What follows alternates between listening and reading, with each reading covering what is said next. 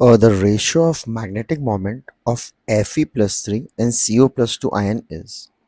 अब अगर अपन बात करते हैं Fe+3, सबसे पहले इनका इलेक्ट्रॉनिक कॉन्फ़िगरेशन लिखना है और फिर निकालना है इनमें कितने कितने अनपेयर्ड इलेक्ट्रॉन्स हैं। Fe का एटॉमिक नंबर होता है 26, that is argon 3d6 4s2। अब यहाँ पूछ रहा है ये Fe+3, तो Fe+3 मतलब जो इलेक्ट्रॉन्स निकलेंगे सबसे पहले निकलेंगे आउटर मोस्ट शेल में से और फिर निकलेंगे इनर मोस्ट, तो ये हो गया 4s0 और 3d5। तो यहाँ जो बचा मेरे पास केवल क्या बचेगा आपका 3d5।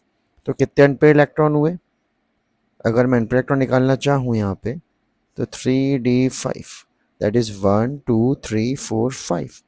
तो here it is n equals to 5, it contains 5 unpaired electrons.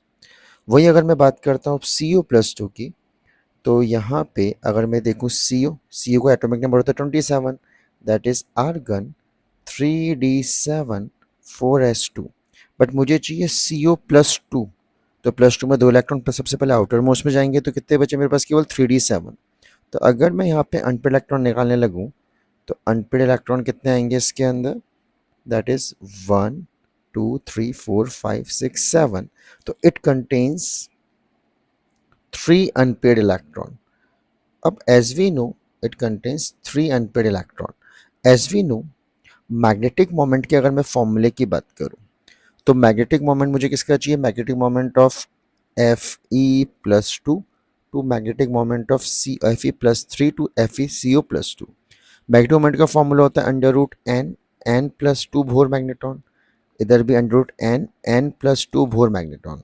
तो अगर मैं Fe+3 के रेस्पेक्ट में अनपेयर्ड इलेक्ट्रॉन निकालूं तो वो कितना आया था आपके पास, दैट इज 5, √5 5+2। और वही अगर मैं निकालूं किसके CO+2 के Fe+3 के रेस्पेक्ट में 5 √5 5+2, और CO+2 में आया था दैट इज 3 √3 3+2। तो यह आ गया √35 और यह आ गया मेरे पास √15। अब मुझे चाहिए आंसर्स इनके टर्म्स में, तो क्या मैं इसको ऐसे सिंप्लीफाई कर सकता हूँ क्या, √35 बोले तो √7 इंटू √5, और √15 बोले तो कितना हो √3 √5। ठीक है, तो क्या मैं √5 से √5 गया तो मेरे पास जो आंसर है √7 upon √3, that is option number C.